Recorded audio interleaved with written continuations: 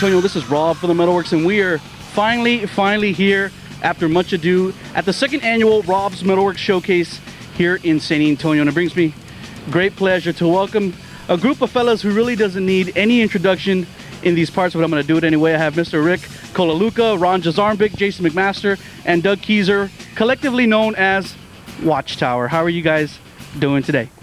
Very well, thank you, Rob. How are you? Good. How are you, Doug? Just fine. How about you, Ronnie? Not too bad. I'm all right. Glad to be here. It's first of all, I want to say thank you for taking the opportunity this afternoon to do this. I know we all live busy, hectic lives, but I think this is a very special day, and it really marks an event here in the history of Watchtower. I want to talk about the here and now, and I want to talk about the future of Watchtower. And let's first talk about, Jason, can you just comment? You guys just came back from doing a gig in Holland. How did that go, and how is it to get back on the stage with these guys again after quite some time?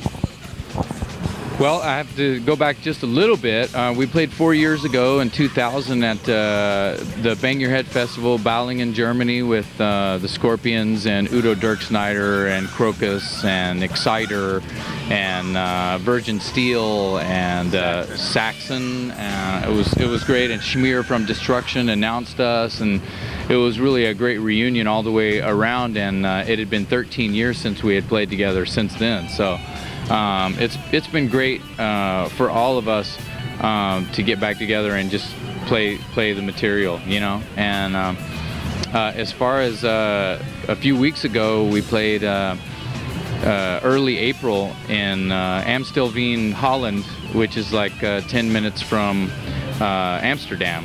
And we had a great time. It was at a club called P60. It was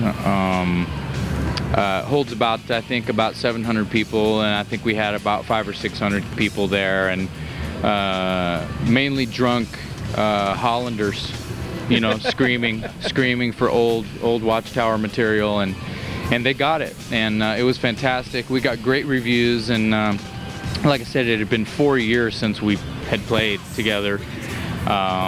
We did 3 rehearsals and went over there and did it, and we did 1 rehearsal, and we're here to do this for you. Ronnie, can you just comment? Undoubtedly, you guys have been going, do these big festivals in Europe, and you guys have a lot of fans out there. How do you feel about the reception that you continue to get? I mean, after over 2 decades now of doing Watchtower work. Well, Watchtower started about 82. What was it? You know, so 22 years it's been going on, and there's been a lot of years that have gone by that we haven't even kept in touch, and then we do these reunions, and that's pretty cool. And who knows what we're going to do after this one too. Something else might pop up. Hopefully get another CD out. We're slowly working on that, and who knows, you know, just keep pushing ahead and see if anything else happens. And I'm gonna ask a little bit later on about mathematics. I think a lot of people have been wondering when that will surface. You can ask about that. You might not like the answer, but you can ask about that. And I know that here recently, though, for the fans, to tie them over, just to keep them happy, especially a lot of the younger fans maybe who weren't around in the early days, to get, you know, material like that in their hands. You guys are gonna do some reissues, or can you comment on that, Doug? I think Jason knows a little more about that than I do. Monster Records out of San Antonio, Dennis Bergeron and Phil Baker, they're actually from the Midwest. They had a magazine back in the 80s called Midwest Militia, which featured all of our favorite, underground heavy metal bands, European as well as American, Nasty Savage and Destruction and all of these bands, and that everyone still knows and still listens to, and who are actually still making records and being able to survive, making careers out of them, which is amazing. Like you said, 2 decades later, the metal movement is, from back then, is still together and still doing things, even if it is just for reunion type purposes and for the fans and things like that. And that's great. As far as Monster Records, I think that's what they do. I think that's what Monster Records. You can go to monsterrecords.com and just find out about all kinds of weird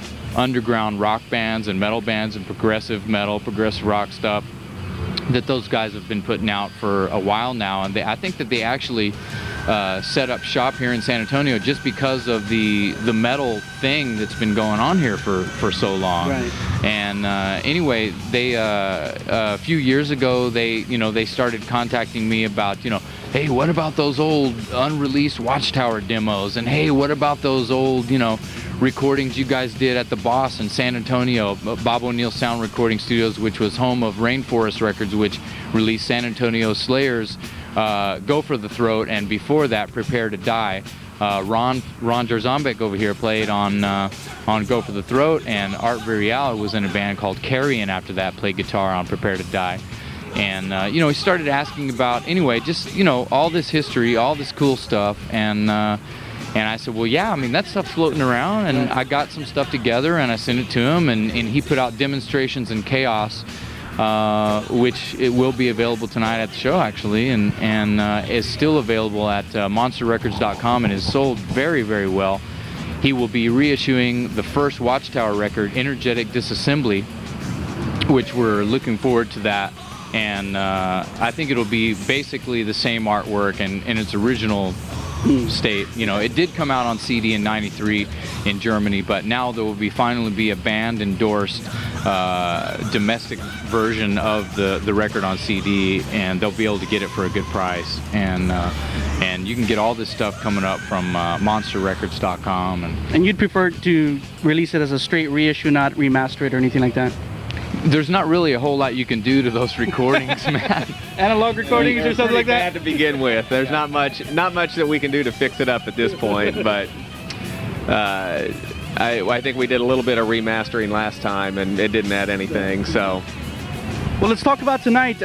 Once again, let me say thank you for taking the opportunity to do this special show tonight. I worked very hard over here with Mr. McMaster to make it happen, and I'm glad that he could get all of you guys together to do it. Rick, can you talk a little bit about what maybe the fans can expect tonight? What they can see? A lot of people have been reading the reviews about the European show, and we're pleasantly surprised, and we're hoping you guys might throw out a little trick tonight. I don't know about any tricks. If you've seen us in the past, it'll be pretty much the same thing. It's just we're a little older, a little grayer, but we can still rock out, and we're just gonna go out there and play the same thing we always did, and have a good time doing it, and hopefully the fans will be having a good time with us. And let's talk a little bit about, all of you are well-accomplished musicians, and of course are doing a lot of other things aside from Watchtower, and Jason keeps himself busy with a variety of things, and Ronnie, we are big fans of your new Spastic Ink record. Rick, can you comment about what you've been doing musically? Are you doing anything musically right now? I haven't really been lately, mainly this. I might be looking for something to do as more of a full-time gig in the near future, but that's pretty much it. Ronnie, can you share a couple of words on the Spastic Ink record? I think there's some people out there in San Antonio maybe who aren't even aware of it. Yeah, it's a recording that I've been working on for about 4 years. My brother's playing drums on most of it. Jason's on 5 songs. Doug's on 2. He's on 2 songs. Got a lot of players. Jens Johansson from Yngwie's old band. Some guys overseas contributed. And we just put that out about a month ago. And we ran out of copies. We have to get more copies. Distributors are bugging me for copies. And it's going really good. Hoping we can do some gigs. I hope so too. Hint. How about you, Doug?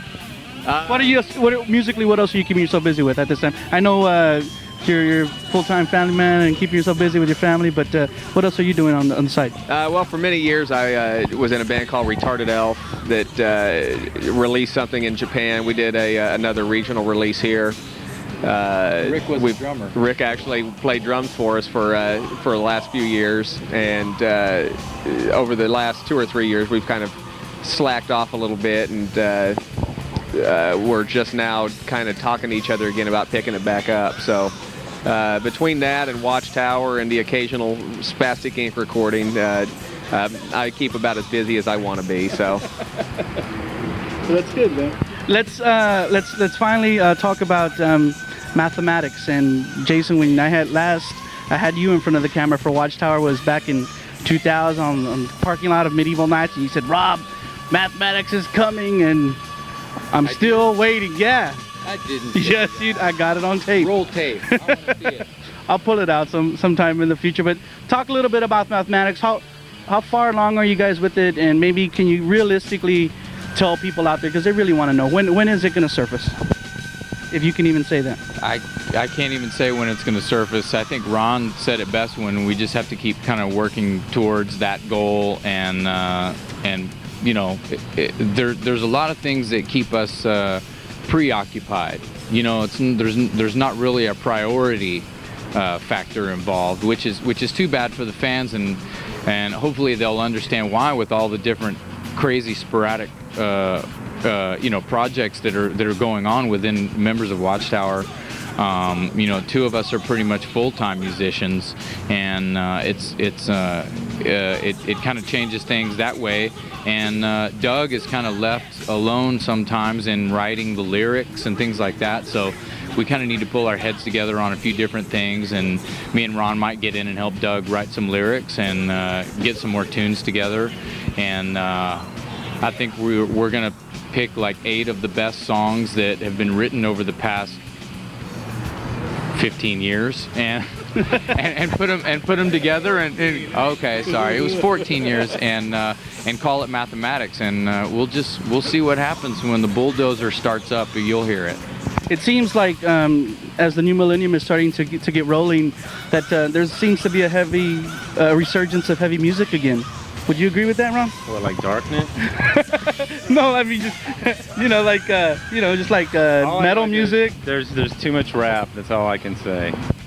And if it's going to be progressive or techno, I don't care. But there's just too much rap out there, and it's taking away from all of the metal, all of the rock, everything. And there just needs to be more rock. I don't care, metal, whatever. So, but the scene now isn't what it used to be. You know, when we were playing, when I was in Slayer and got in Watchtower, it's a whole different thing locally, and I think just everywhere. It's not as cool as it used to be. Jason knows a lot. Jason's been heavily involved in everything. He names all these bands right off the top. I mean, I got to think about stuff. But yeah, it'd be nice if it came back around. Darkness is bringing back the 80s hair stuff, and don't know what else is going to come up. You want to comment on that too? Yeah, the thing about the Darkness is with a band like the Darkness doing so well, and with their successes and everything, I kind of welcome it in the way that it just takes all of the cheese right off of me. All the cheese just melts right off of Jason. You know what I'm saying? Right. Whatever cheese I had with me in Dangerous Toys or whatever glam project I've been involved, shit, I'm not glam anymore. I'm not. You just look at that kind of stuff, and it's a lot of fun. I think a band like the Darkness is a lot of fun, and I think the kids who grew up on Nirvana, who love the Darkness now, I think they're just now learning that music is supposed to be that way. It's supposed to be fun and everything, and it's someone put it to me this way, you know, if they grew up on Nirvana, you know, Nirvana touched a lot of people in a lot of different ways, and it was mainly either a heartfelt or a depression, or, you know, people could relate in a lot of different ways. And now the Darkness is just touching them a little bit lower. You know what I mean? Yeah. So I think that as far as metal and the scene and where it's going and how it's going to be, I don't think that it really went anywhere. I don't think that it's any more rampant than it has ever been. I think that what happened is the media and corporation who are in control of what people listen to are just spoon feeding something else to people.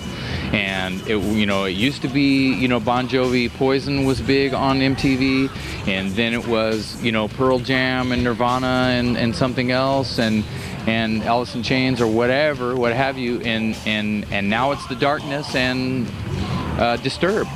So at least there's a mix there, you know, at least something, you know, Tool. There's so many bands out there now that in their own right are doing well. You know, you've got Tool and you've got the Deftones and you've got Korn, and those bands almost don't even need MTV anymore. Right. Those bands almost don't even need to make their videos anymore.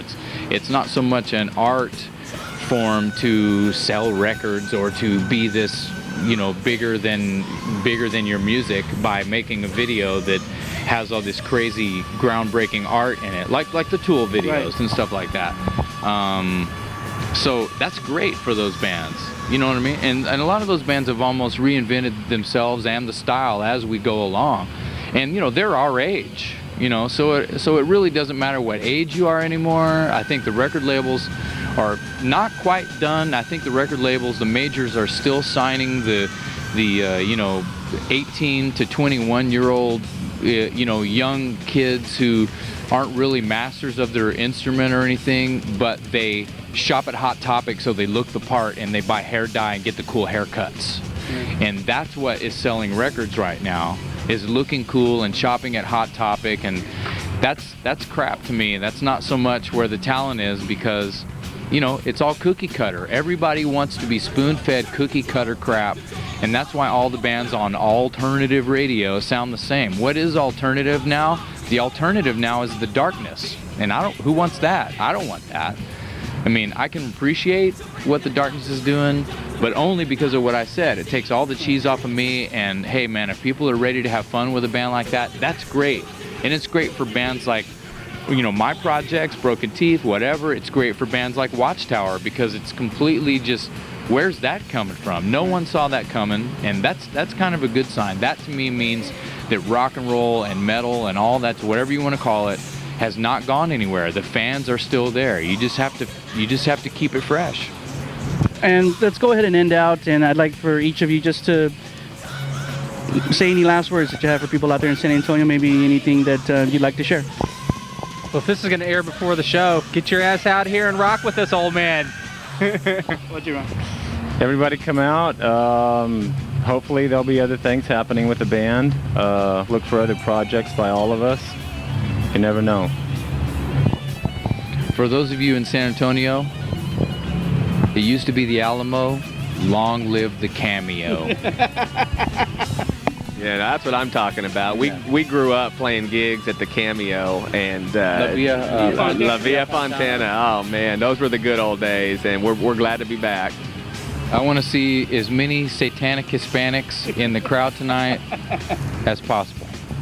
Don't go anywhere, SA. We got some live Watchtower coming up next from right here at the second annual Rob's Metalworks Showcase in San Antonio. Remember, Watchtower rocks on Rob's Metalworks.